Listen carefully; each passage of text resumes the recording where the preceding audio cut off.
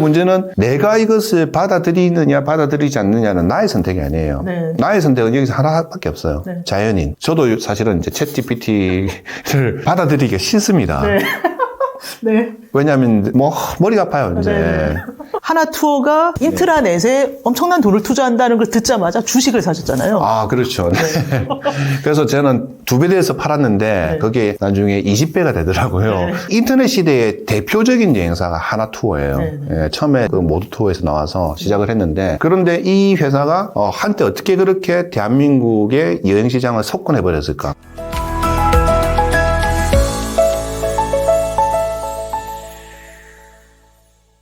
네, 안녕하세요. 저는 여행하는 인류학자 이민영이고요. 오늘은 거의 모든 IT를 이용해본 한국 여행업계의 베테랑 라스트라다 정연일님 모셨습니다. 라스트라다님 얼마 전에 보니까 네네. 페이스북 보니까 그리스 문명과 한국 간다라 불교 미술 이걸 강의를 2시간을 하셨더라고요. 네, 안동에서 시민대학에서 강연을 하고 올라왔습니다. 네, 근데 제가 그거 끝나는 순간을 기다렸다가 네. 네, 챗 GPT에 대해서 우리가 얘기를 좀 해보자. 그랬더니 네. 또 바로 콜 하셨어요. 강연 주제가 너무 그 고대 그리스 문명과 지금 고대 그리스 문명에서 그래서 챗 갑자기 또 GPT까지. 이제 최첨단 이제 그 챗 GPT로 넘어오게 됐는데 네. 사실 요즘 2023년에 굉장히 그 뭐라고 하나 시대 정신이라고 할까 전 세계에 가장 큰 화두가 챗 GPT예요. 챗 GPT뿐만 아니라 AI거든요. 네, 인공지능. 사실은 올해 1월 달부터 대한민국 주식시장에서 네. 인공지능 관련주들이 엄청 많이 올랐습니다. 사셨습니까?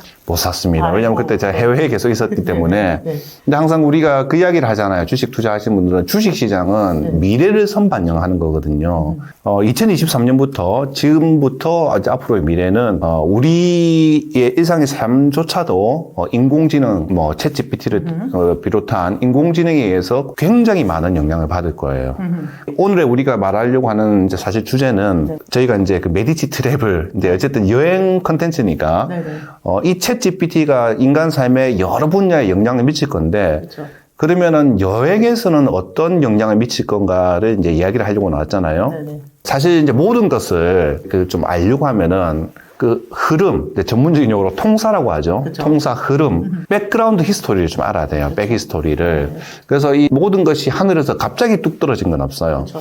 사실 우리가 챗 GPT 이 이야기가 나오기 전에 이야기가 이제 한 2020년부터 이제 인공지능 이야기가 계속 나왔어요. 사실은 그 이전부터 나왔습니다. 알파고 이세돌 그 대국이 그쵸. 2016년이었죠. 근데 그때만 하더라도 우리가 뭐 인공지능이 발달한다 하고 하더라도 그냥 발달하는가 보다 저게 나의 생활과는 무슨 큰 영향이 있을까 내가 받아고 주는 것도 아닌데 그렇죠. 영향이 없었습니다. 네. 드디어 이제 챗 GPT라는 게 나오면서 이게 인간의 삶에 당장 나의 삶에 큰 영향을 줄 수가 있겠구나 하는 것을 이제 많은 분들이 올해부터 이제 서서히 깨닫기 시작하는 거죠. 피부로 막 오는 거죠. 그렇죠. 피부로 오는 거죠.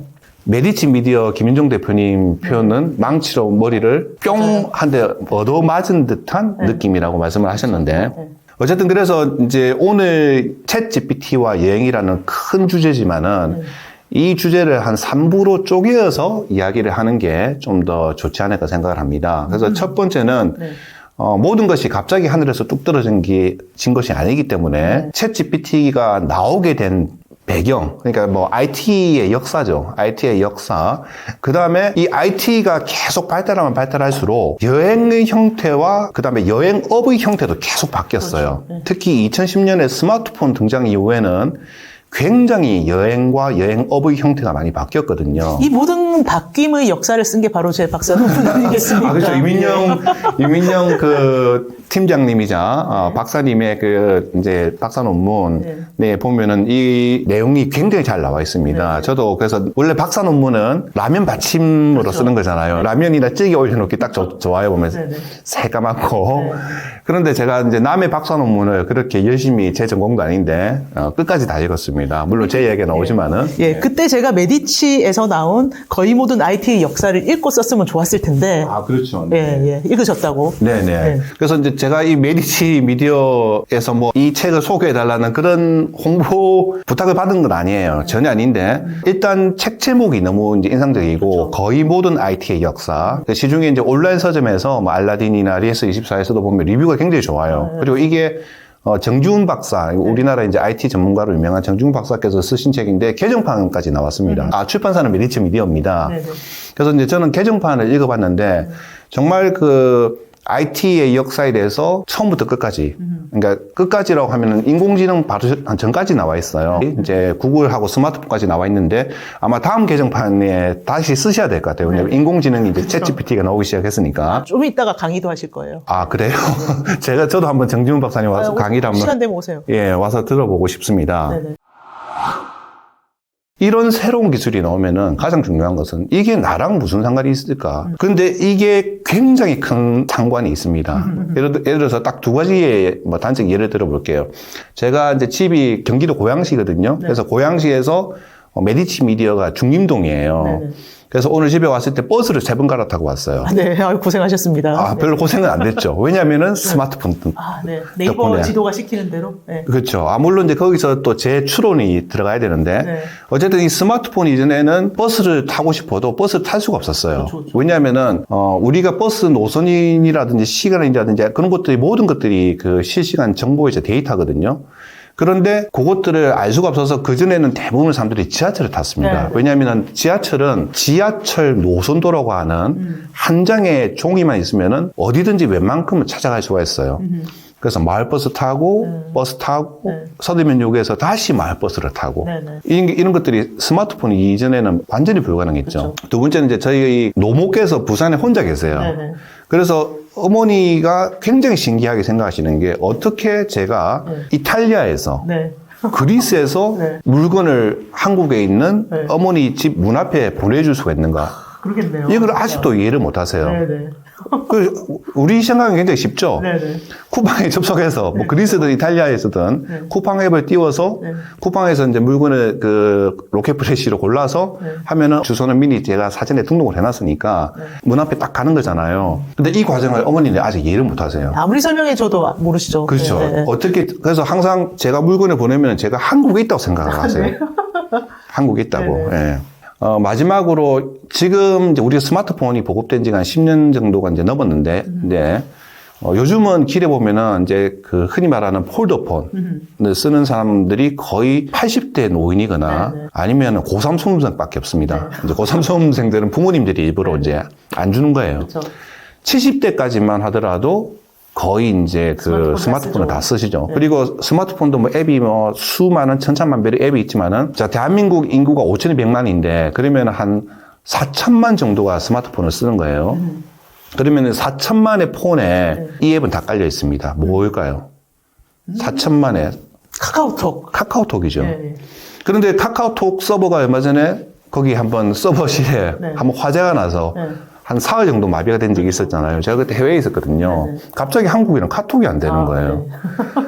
그러면은 우리는 카톡 이전의 삶은 그냥 카톡이라는 게 없었을 때는 문제가 되지 않았는데 이제는 갑자기 이 카톡의 편리함을 누리다가 모든 게 마비가 돼버려요. 뭐 우리가 흔히 말하는 결제라든지 알림이라든지 대화라든지 그래서 이렇게 보면은 실제로 우리가 이제 IT 요즘은 이제 IT라고 안 하고 ICT라고 합니다. 20년 전에는 IT Information and Technology 그러니까 정보통신이라고 했는데 사실은 이 IT를 통해서 인간이 삶이 왜 바뀌냐면은 가운데 사실 제일 중요한 게 그거예요. 커뮤니케이션. 그래서 Information, Communication Technology거든요. 그래서 이것들이 우리 삶을 굉장히 많이 바꿨고 우리가 이제 의식하든 의식하지 않든 간에 이제 이걸 떠나서 정말 살 수는 이제 없는 거예요.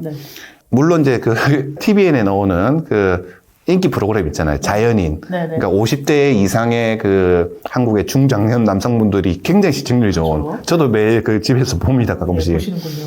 그 자연인 산에 가서 이제 혼자서 집 짓고. 그럼에도 불구하고 ICT가 필요해요. 스마트폰. 예, 왜냐면은 날씨도 봐야 되고 모든 것들을 봐야 되기 때문에.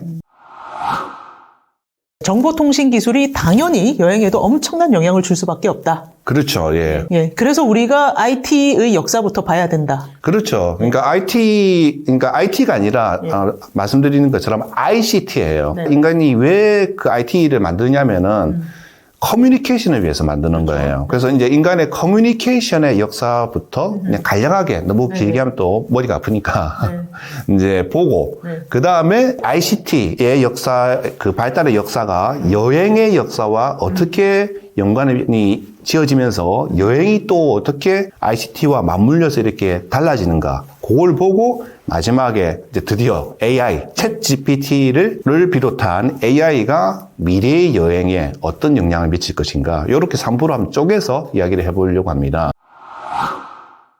그러면 쪽집게 과외. 네. 쪽집게 과외. 네. 어디부터 시작할까요? 일단 IT의 역사, 간단해요. 커뮤니케이션. 예를 들어서 100여 년 전에 한반도에서는 커뮤니케이션을 어떻게 했을까요? 횃불, 봉화, 말타기, 그렇죠. 서간 이런 거 아니에요? 예. 그러니까 누군가 편지를 써서 사람에게 전달을 하거나, 근데 이 속도가 너무 느리니까 파발마라고 하죠. 그래서 여기 구파발 같은데 이제 계속 이 포스트마다 말을 둬서 이렇게 계속 전달하는 방식으로 하거나, 아니면 그것도 급하면 봉화를 띄우거나, 아니면 또 전서구라는 게 있었습니다. 왜? 비둘기 있잖아요, 비둘기. 그 비둘기나 새에다가 발목에다 편지를 묶어서 날려보내는 거. 이 전서구는 굉장히 사실은 역사가 길어요. 그 유럽뿐만 아니라 이제 전 세계 유명한 그 유태인 금융 가문이 로스차일드라는 가문이 있잖아요. 그래서 이제 그 화폐 전쟁이라는 책에 보면 그 이야기가 나오는데 로스차일드 가문이 유럽을 지배하기 위해서 아들들을 유럽 대륙의 주요 나라를 보내요. 프랑스로도 한 명 보내고 나폴리, 이탈리아 나폴리, 그다음에 그 당시 이제 유럽의 중심이었던 오스트리아, 비엔나 이렇게 보냈는데 나폴레옹 전쟁이 일어나잖아요. 근데 이미 유럽은 한 1600년대부터 이제 보험과 선물, 주식 이런 개념이 나오기 시작했거든요. 그래서 이 나폴레옹 전쟁이 일어났다는 거, 우리는 이제 지금 러시아 우크라이나 전쟁은 우크라이나 바흐무트에서 터진 폭탄을 지금 제 손안에서 볼 수가 있어요. 근데 그때만 하더라도 전쟁이 일어났다는 소식을 이제 전달 소식이 없잖아요. 전달할 방법이. 그래서 그때는 전석으로 이용해서 이미 그때 유럽에서 선물, 주식시장 이런 것들이 발달을 했기 때문에 먼저 전쟁이 일어났다는 정보를 알아서 필요한 물건을 먼저 사들여 버린다든지 남들이 아직 모를 때 아니면 먼저 팔아버린다든지 가격이 급락할 것은 팔고 오를 것은 사들이고 해서 거기서 로스차일드 가문이 굉장히 많은 부를 축적을 했습니다. 그래서 어쨌든 여기까지만 해도 원시예요. 잉카 제국은 옛날에 남미는 말이 없었잖아요. 이 마추픽추 갔다 오셨잖아요. 그죠? 그래서 그때는 이제 차스키라고 하는 정말 런닝맨들이 우리 그 어릴 때 운동회에서 그 릴레이 하듯이 태평양에서 리마 앞에 태평양에서 물고기를 잡아서 생선을 잡아서 뛰어서 전달해서 저녁에 쿠스코에 있는 이제 잉카 제국 그 황제 밥상에 올라가고 그랬거든요. 어쨌든 굉장히 원시적이었어요. 이때까지만 하더라도. 그러다가 드디어 이제 1800년대 말에 마르코니라는 사람이 나오잖아요. 마르코니 아시죠? 이태리 사람이네요. 그렇죠. 이 사람이 무선 통신을 이제 발명했습니다. 우리가 이탈리아에 위인하면은 굉장히 예술가들만 많이 생각해요. 미켈란젤로, 레오나르도 다빈치. 물론 이제 다빈치는 굉장히 그 뛰어난 엔지니어이기도 했죠. 그 당시에 이 무선 통신 기술이라는 것도 갑자기 뚝 떨어진 게 아니라 그 모든 기술들은 동시에 여러 명이서 막 개발을 해요. 하다가 이제 이 사람이 이제 제일 먼저 빨리 이제 개발을 한 거죠. 그러면 이제 최초의 개발자로 이름이 남는 거죠. 이탈리아 피렌체 가면은 그 유명한 이제 성당이 많잖아요. 제일 유명한 거 두오모 말고 저쪽에 보면 이제 단테 성당이 있는 옆에 산타크로체 성당이 있습니다. 성십자가 성당. 거기 안에 보면은 이제 유럽은 주요 그 유명한 사람들의 그 묘낙고를 성당 안에 하잖아요. 그 성당이 유료예요. 원래는 20년 전에는 무료였는데. 근데 그 성당을 제가 유료지만은 개별 여행을 하면 꼭 가보라고 하거든요. 왜냐면 그 안에 들어가면은 마르코니가 있군요. 그렇죠. 근데 이제 그래서 많은 분들이 들어가서 거기 안에 보면은 미켈란젤로도 있고 그 다음에 마키아벨리 군주론을 쓴 마키아벨리도 있고 갈릴레오도 거기 안에 있어요. 피렌체에. 근데 우리가 말하는 전압 볼트, 100볼트, 220볼트, 이 볼트를 발견한 사람도 이탈리아 사람이거든요. 볼타. 과학자로는 볼타와 그리고 무선통신 마르코니가 거기 무덤에 있어요. 그 성당 너무 가보고 싶다. 그렇죠. 그 사람 아마 가보셨을 거예요. 갔을 거예요. 사진 다 찍어놨을 거예요. 기억이 안 날 뿐이지. 그때는 몰랐으니까. 저희 기억은 모두 외장하되어 있으니까. 네. 빅데이터는 많이 쌓아놓으셨네요. 이제 이거를 AI로 잘 불러오셔야 돼요. 맨날 바로 포맷해가지고. 네. 네, 어쨌든 그래서 이제 드디어 이제 이 원시적인 방식이 인간 탄생 이후에 뭐 인간이 얼마나 노력을 많이 했겠어요. 인간이 호모사피엔스 역사를 한 1만 년 정도 보면은 어쨌든 내가 여기서 일어난 소식을 저기에 전달해야 되는데 그래도 계속 이 키워주는 방식이 안 오르고 그러니까 그 원시적인 방식인데 드디어 1800년대 말 1900년대 초에 이제 무선통신이 나와요. 무선통신이 뭐냐면은 그러니까 우리 어릴 때 영화에서 많이 보던 모르스 보호예요. 이게 그래서 이제 이 전기선으로 연결이 돼서 여기서 딱딱딱 신호를 두드리면 저쪽에도 똑같이 그 신호가 1000km, 2000km 떨어지는데도 딱딱딱 오는 거예요. 근데 그때만 하더라도 지금처럼 뭐 실제로 바로 그 문자를 보낼 수가 없었기 때문에 그래서 드디어 여기서 모르스 보호라는 게 나오죠. 예, 그래서 이제 뭐 A는 딱딱딱 따닥, 뭐 B는 따다닥 따다다닥 이런 식으로 해서 그때는 모르스 보호를 읽을 수 있다는 게 굉장히 대단한 이제 최첨단 기술이었죠. 그러면서 드디어 유럽과 미국에서 통신이 가능한 거예요. 이제 유럽 구대륙과 이제 이 사람들이 건너는 신대륙에서. 그래서 이제 뭐 그게 1차 대전, 2차 대전까지 쭉 가다가 이제 한 1960년대쯤에 텔렉스라는 게 나옵니다. 예, 처음엔 그래서 이런 이제 그 통신이 이제 유선으로 이렇게 통신을 하다가 그러다가 이제 어느 순간 무전기라는 게 나오잖아요. 예, 무전기는 선이 없잖아요. 그래서 국가 간과 국가 간에서도 드디어 이제 먼 거리에서도 선이 없이 통신할 수 있게 그게 이제 마르코니예요. 무선통신의 아버지. 근데 이제 그 당시만 하더라도 이 무선통신은 좀 한계가 있었죠. 뭐 예를 들어서 뭐 우리가 생활 무전기 같은 경우에 쓰면은 성능이 아주 좋으면 한 뭐 1km 정도까지 갈 수 있지만은 1km 나가요, 그게? 아무런 장애가 없을 때, 그 주파수가 굉장히 좋은 거 이럴 때는 굉장히 멀리 가요. 물론 이제 사이사이에 도시에서 장애물이 많고 이럴 때는 많이 못 가는데, 그때까지만 하더라도 우리가 의사소통을 하려고 하면은 이제 무선통신은 말을 하는 거잖아요, 말. 내가 이렇게 말을 하거나 아니면 이제 모르스 보호 이렇게 해서 문자를 보내거나 이제 코드를 보내는 거죠. 그러다가 이제 한 60년대, 50년대, 60년대쯤에 드디어 텔렉스라는 게 나옵니다. 그 당시에 최첨단 기술인데 쉽게 말씀드리면 뭐냐면 타이프라이터와 프린터가 연결이 되어 있는 거예요. 그러니까 여기서 나의 타이프라이터가 치면은 이 신호가 건너가서 저기 뭐 바다 건너 미국에 이제 프린터로 나오는 거예요. 이렇게. 근데 그 당시에 그게 굉장히 비쌌겠죠. 굉장히.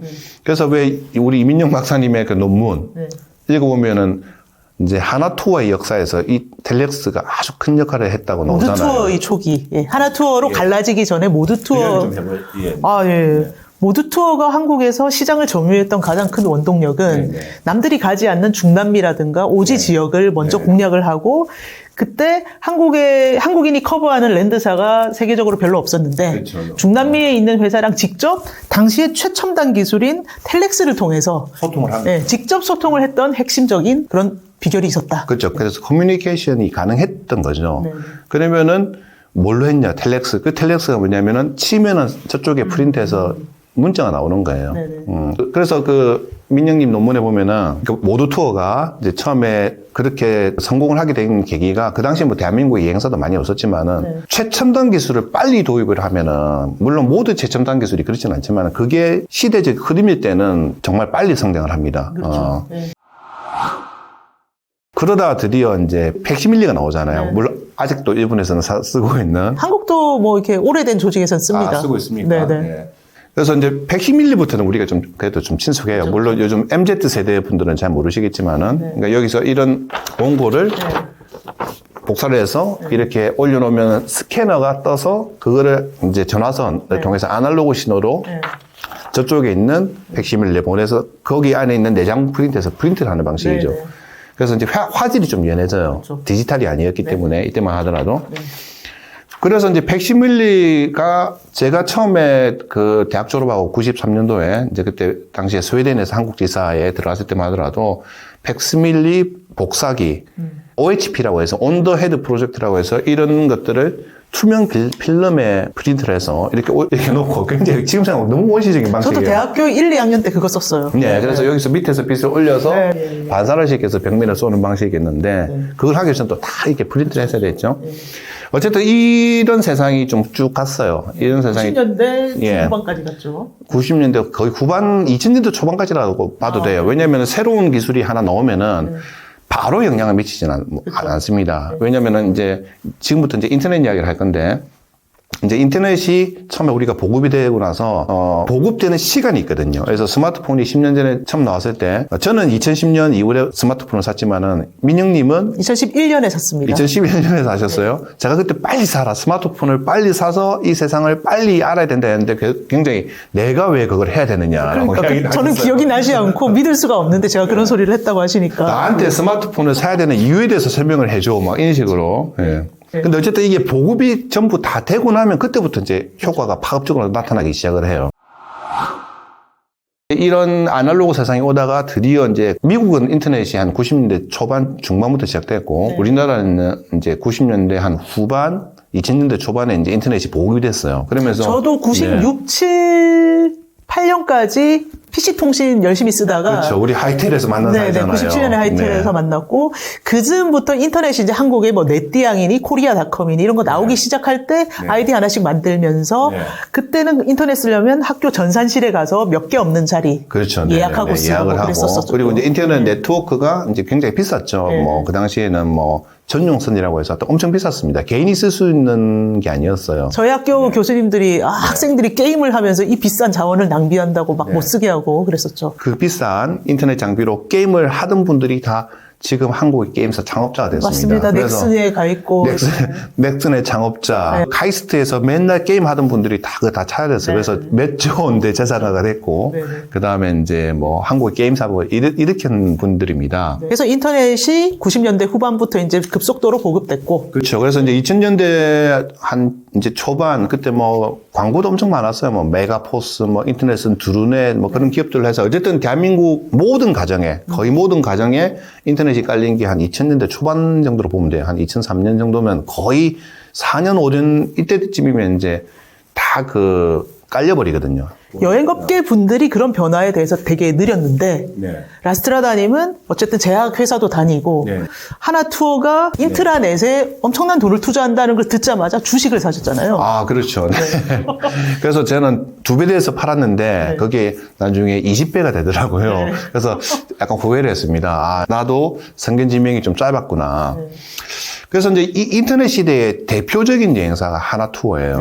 예, 처음에 정말 그 모두투어에서 나와서 시작을 했는데 그런데 이 회사가 한때 어떻게 그렇게 대한민국의 여행시장을 석권해버렸을까? 진짜 말도 안 되는 가파른 성장률을 올리면서 주식이 20배 상승한 걸 보면 그렇죠. 특히 하나투어의 주가 그래프가 이렇거든요. 네, J커브를 그랬죠. 예. 그래서 이 커브, 이게 사실은 하나투어의 성장하고 똑같아요. 그러면서 사실 지금은 조금 많이 내려왔는데 저는 그게 가장 큰 핵심이 뭐냐면 이제 인터넷이었다고 생각합니다. 그래서 이제 소비자들이 과거에는 여행사를 선정을 할 때 이제 뭐 신문의 광고를 보고 선정을 하다가 이제 드디어 소비자들이 이제 가정에서 이제 검색을 하기 시작한 거예요. 검색을 하면서 그래서 하나투어가 그 당시에 홈페이지도 잘 만들었지만은 이제 인트라넷 그러니까 내부에서 실시간 그 당시에 이제 굉장히 중요한 개념이 등장해요. 리얼타임이라는 개념이 등장을 하거든요. 리얼타임으로 상품의 현황과 판매가와 모객 현황을 볼 수가 있었어요. 인트라넷. 요즘은 사실 인터넷은 어지간한 중소기업도 다 협업을 하기 위해서 씁니다. 그래서 자체 개발하는 인터넷을 쓰든지 아니면 마이크로소프트의 소프트웨어 있죠. 유명한 그 팀이라는 소프트웨어를 쓰든지 메디치에서도 쓰시죠. 쓰죠. 네. 그래야 이제 리얼타임으로 실시간으로 이 사람이 무슨 일을 하고 있고 내가 무슨 일을 해야 될지 이제 그걸 알 수가 있기 때문에. 그래서 이때, 여행신문에서, 이민용 박사님 논문에 나와요. 여행신문에서 이제 세미나를 하잖아요, 그때. 뭐, 이제 이게 2000년 매도리였죠, 그때 논문에 쓰신 게. 기억 안 납니다. 2000년 하여튼 6월인가 뭐 그 정도였어요. 그래서 뭐 인터넷 시대에, 지금으로부터 23년 전이네요. 인터넷 시대에 여행은 어떻게 변할 것인가. 그래서 이제 지방에 많은 여행사, 소규모 여행사를 운영하시는 분들이 오셨어요. 이분들도 다들 이제 급하니까 온 거예요. 뭔가 세상이 바뀔 것 같은데. 지금이랑 너무 비슷해요. 그렇죠. 챗GPT가 막 세상을 바꾼대. 바꿀 것 같은데. 너무 뭔지 몰라. 막 불안한 거죠. 예. 그래서 거기서 와서 이제 설명을 하는데 근데 이제 이 사람이라는 게 항상 기존에 자기만의 고정관념이 있거든요. 그리고 나이가 들수록 모든 세대가 똑같은 것 같아요. 모든 인류 모든 세대가 점점 새로운 것을 받아들이기가 싫어져요. 저도 사실은 이제 챗GPT를 받아들이기가 싫습니다. 네. 왜냐하면 뭐 머리가 아파요 이제. 근데 문제는 내가 이것을 받아들이느냐 받아들이지 않느냐는 나의 선택이 아니에요. 나의 선택은 여기서 하나밖에 없어요. 자연인. 네. 예, 자연인으로 살지 않고 네. 우리가 도시에서 문명생활을 하려고 하면은 네. 어쩔 수 없이 지금의 70대 노인분들도 다 스마트폰을 쓰듯이 그렇죠. 저희 어머니도 스마트폰을 써요. 네. 카톡을 보낼 줄 모르고 문자도 보낼 줄 모릅니다. 네. 전화가 오면은 이렇게 시그널이 오면은 그 아이콘 있죠? 네. 이거를 쓸어 올리는 거. 네. 이거 훈련을 한 100번 시켰어요. 네, 네. 이것만 하시라고. 네. 왜냐면은 폴더폰은 이제 구하기 힘들어요. 네. 그때 많은 분들이 이제 인터넷 시대에 여행은 어떻게 변할 것인가. 여기 오셔서 이제 그 인터넷이 세상을 바꾸는데 지금 생각하면 제가 그 사장님들 나이에요. 네. 너무 구시대적인 이야기를 하는 거예요. 자기 생각을. 그래서 챗GPT 이것도 요즘 특히 SNS, 페이스북 같은 데 많이 화제가 돼요. 그래서 하루에 한두 건은 관련 포스팅을 봐요. 네. 근데 보면 반응이 반반이에요. 그쵸, 아무래도 그쵸. 페이스북 하시는 분들이 좀 연령이 있어서 네. 챗GPT 엉터리야. 그치. 근데 그게 핵심이 아닌데. 핵심이 아니에요. 네. 그거는. 중요한 거는 이게 지금은 당연히 엉터리죠. 네. 생각을 해보세요. 20년 전에 처음에 우리가 인터넷이 나왔을 때 검색 엔진을 뭘로 썼어요? 야후 썼어요. 예. 그리고 그때 브라우저는 뭘 썼어요? 넷스케이프 썼어요. 예, 맞아요. 넷스케이프. 둘 다 살아있나요? 안 살아있죠. 예. 그리고 그때 야후의 방식이 뭐였냐면은 사람이 인덱싱을 하는 방식이었습니다. 예전에 야후의 초기 하면은 보면은 구글은 아무것도 없잖아요. 네. 근데 야후는 들어가면은 뭔가 많이 있었어요. 주제별로 있었어요. 인덱싱. 그거 누구냐면 그때 사람이 다 했어요. 실제로 뭐냐면 최첨단 기계인데 네. 뒤에서 사람이 다 했던 거예요. 네, 네. 근데 그게 처음에는 가능했습니다. 네. 왜냐하면은 그때까지만 하더라도 데이터가 그렇게 많지가 않았어요. 그렇죠. 그러니까 사람이 인덱싱이 가능한 거예요. 그래서 야후에서 한국 야후에서도 직원을 뽑았습니다. 그러니까 그 당시에 새로 탄생한 직업이에요. 네, 네. 인덱서라고 하는 직업이 있었죠. 지금 뭔가 프롬프트 엔지니어랑 뭔가 살짝 비슷한 그래서 그 느낌이- 당시에 또 20년 전에는 그게 또 23년 전이죠, 정확하게. 네. 23년, 24년 전에는 그게 최첨단 직업으로 각광을 받았는데 몇 년 만에 또 몰락했어요. 네, 네. 요즘은 직업의 탄생 속도와 몰락의 속도도 굉장히 빨라졌습니다. 제 개인적으로 느끼기에는 23년, 4년 전에 대한민국의 인터넷이 처음 보급될 때, 네. 그 다음에 13년 전에 대한민국의 스마트폰이 처음 보급될 때의 상황과 너무나도 비슷해요. 저도 너무 비슷하다고 느끼고 네. 격렬한 반성을 하고 있습니다. 그때 바로 적응을 해서 그 분위기에 올라탔으면 네, 내가 네, 지금 건물주인데 아니, 항상 욕망이 마지막에 자본주의적으로 굉장히 흐르십니다. 제가 예전에 그 책을 빌려드렸잖아요. 그 네. 유명한 짐 로저스라고 하는 네, 그분이 쓴 어드벤처 캐피탈리스트, 예. 여행하는 자본주의자. 예, 그래서 그분이 계속 세계를 여행을 하면서 그 나라에 여행을 하면서 그 나라에 무슨 주식이 있을까? 네. 무슨 주식이 필요할까? 그런 거 막 사는 주식. 그래서 돈을 버는 그 훌륭한 책을 이미 드렸습니다. 제가. 네. 그런 게 쌓이고 쌓여서 지금의 제가 그래요? 네. 앞에 아날로그 시대의 그 통신, 그러니까 ICT 방식에서 그 아날로그 방식에서 큰 변화가 없었어요. 뭐 큰 변화가 드디어 이제 이 유선통신과 무선통신이 나서 세상이 한번 바뀌었고 드디어 이제 대륙간이 가능해진 거죠. 유럽에서 미국까지 비둘기는 날릴 수 없습니다. 전서구. 비둘기가 날아가다 대상에 떨어져요. 네. 근데 드디어 이제 유럽과 미국이 통신을 할 수가 있었던 거예요. 1차대. 그러다가 이제 원시적인 통신 방식에서 드디어 그림을 보낼 수가 있게 된 거예요. 이제 110일려가 나오면서부터는. 이걸 말로 설명해야 되잖아요. 내가 뭘 주문하는데 뭐, 그래서 뭐 사각형의 파이프 뭐를 주문하면은 그전에는 뭐 가로, 세로 이걸 다 모르스부로 친다고 생각해 보세요. 근데 이제 드디어 110일려가 나오면서 그려서 보낼 수가 있게 된 거고. 이제 이게 한 20년 정도 쭉 가다가 인터넷이 나오고 이메일이 나오면서 세상이 한번 완전히 바뀌었고. 그렇죠. 그 다음에 스마트폰이 나오면서 그 다음에 사실은 이제 챗 GPT를 비롯한 AI인데 요 앞에 하나가 더 있었어요, 사실은. 한동안 빅데이터에 대해서 빅데이터. 뭐 한동안 4, 5년 전에는 어디 가도 빅데이터 이야기를 많이 했거든요. 그러니까 스마트폰과 AI 사이에 빅데이터가 있어요. 이게 그래서 빅데이터 가운데 다리 역할을 하는 거라고 생각을 하거든요. 뭐냐면은 당장 생각을 해보세요. 처음에 그 민영님이 컴퓨터를 샀을 때 용량이 얼마였어요? 하드디스크나 뭐 88년에 8비트 애플 컴퓨터로 시작을 했어요. 예, GW 베이직을 시작을 했고 89년인가 90년도에 XT 286을 샀었어요. 그러면은 그때가 메모리 있죠. 메모리. 네. 하드디스크 말고 메모리가 640kB 아니면 1메가였어요. 네. 그래서 그 아직도 IT 사이트에서 회자되는 유명한 농담이 있습니다. 뭐죠? 빌 게이츠가 그 당시 했던 말. 빌 게이츠가 그 MS-DOS 3.1을 만들면서 메모리는 640kB 그러니까 1메가바이트가 안 되면 충분하다. 네. 라는 그 말이 아직도 회자가 되어 있고, 네네. 이제 그때 제가 군대를 갔다 오고 나서, 그때 이제 PC 시대가 열렸어요. 네네. 이걸 뭔가 빨리 이제 적응을 해야겠다 생각해서 굉장히 비쌌습니다. 네. 그 당시에 그 도트 프린트까지 해서 한 400만 원을 주고, 그걸 투자를 하셨어요? 어머님이 했죠. 제 어머님이 이제. 어머니 등급 빼먹었네요. 아우, 진짜. 그래서 네. 이제 제가 효도하고 있습니다, 요즘. 네네네. 하드디스크가 그 당시 무려 200메가였어요. 당시에 엄청났네요. 20메가인가 200메가인가? 예. 그리고 메모리가 무려 1메가바이트였습니다. 네, 당시로서는 엄청난 고스펙. 예. 그 무려 400만 원 가지고 샀습니다. 네. 뽕을 뽑으셨나요? 네. 네. 뽕을 뽑으려고 하는데 기술의 발전 속도가 더 빨라요. 아, 네. 그래서 저희 어머니는 그들 저한테 사주시면서 그 당시에 네. 그러니까 이게 TV나 냉장고처럼 네. 이걸 하나 사줬으니까 한 10년을 쓸 줄 알았는 거예요. 네. 근데 한 3년 지나니까 벌써 고물이 되더라고요. 네. 네. 근데 그것처럼 어쨌든 이 하드웨어의 기술 속도가 굉장히 빨라졌어요, 지금은. 뭐 과거에는 뭐 무어의 법칙, 네. 뭐 2년의 더블로 이제 뭐 반도체의 그 속도가 빨라진다. 뭐 그다음에 삼성전자 대표를 했던 황해 법칙이라는 네. 것도 나왔는데 지금은 사실 그보다 더 빨라요. 진짜 눈 뜨고 나면 새로운 기계가 나오고 이러기 때문에 자, 이 새로운 기계가 나오고 그다음에 통신망이 네. 지금은 드디어 5G를 쓰잖아요. 네, 그 말은 무슨 말이냐면은 우리가 한 개인이 하루에 엄청난 데이터를 생산하고 있습니다. 네, 네. 당장 과거에 스마트폰 이전에는 찍지 않던 사진. 그 다음에 우리가 스마트폰을 들고 다니면서 사실은 우리의 하루의 모든 것들이 저기 기록이 다 돼요. 그렇죠. 예. 그래서 과거에는 뭐 재짓고 스마트폰을 강물에 던지면 됐는데 네. 이제는 그 구글 계정, 애플 계정에 모든 게 다 쌓여 있습니다. 그렇죠. 엄청난 클라우드에 나의 모든 것들. 예. 예. 그러면서 항상 그런 말 많이 하잖아요. 뭐 페이스북 같은 데서 어떻게 페이스북이 네네.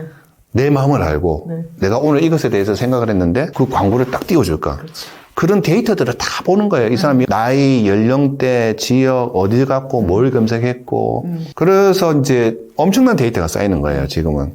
이게 그래서 인터넷 시대만 해도 빅데이터가 없었는데 스마트폰부터는 한 개인의 데이터가 너무 많아요. 그리고 당장 사진만 하더라도 그전엔 제가 뭐 1기가 하드 사놓으면 한 10년 과거 디지털 카메라 여행 사진은 한 10년, 15년 정도의 여행 사진을 1기가에 담았는데 이제 어느 순간 이게 1년에 제가 찍는 사진만 하더라도 진짜 막 수십 기가 막 이제 테라바이트로 네네. 넘어가거든요. 네. 그러면서 드디어 이제 이 빅데이터가 어느 정도 쌓이니까 이 빅데이터를 분석을 해야 되잖아요. 네. 이제 여기서부터가 굉장히 중요한데 이게 이제 제가 봤을 때 인공지능 시대와 인공지능 이전 시대예요.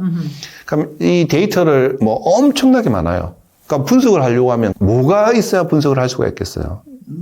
엄청나게 많은 데이터를 줬어요. 그래서 민영님한테 뭐 내일까지 이거 알아오셔야 되고 문서 이만큼 줬어요. 1000페이지짜리. 패턴을 빨리 파악해야 되는데. 그렇죠. 예. 그게 흔히 말하는 추론이에요. 추론. 네. 어떤 객관적인 사실을 가지고 와서 거기서 새로운 것들을 발견해내는. 그러니까 흔히 말하는 이제 인사이트이기도 하고 이거는 과거에 이제 인간만이 할 수 있는 네. 것이었어요. 네. 그래서 아무리 뭐 데이터가 많더라도 컴퓨터는 그전에는 스위치를 꺼버리면은 그냥 뭐 무용지물이었고, 그랬는데 드디어 이 쌓인 데이터를 분석을 하고 여기서 추론을 하는 이제 AI가 나온 거죠. 네. 네. 지금까지 거의 모든 IT 역사를 한번 짚어봤는데. 네네. 네. 그러면은 2부에서 이게 네. 여행으로 어떻게 연결이 되는가? 그렇죠. 그리고 네. 어떻게 더 연결되고 나는 어떻게 이걸 잘 이용해서 여행을 더 할 것인가? 네, 거기에 대해서 좀 이제 실질적인 이야기를 해 보려고 합니다. 사실 1부 이야기가 좀 서설인데, 네. 1부를 이해 못하면은 2부, 그러니까 과거를 이해를 못하면 절대 현재를 이해할 수 없어요. 그래서 그리고 우리가 또, 역사를 공부하는 거 예, 아니겠습니까? 그리고 그다음에 현재를 알아야 미래를 항상 예측을 할 수가 있거든요. 네네. 네, 그래서 2부에서는 실질적인 이야기를 좀 해보려고 하니까 많은 기대 좀 부탁드리겠습니다. 네, 구독, 좋아요, 댓글 많이 이용해 주세요.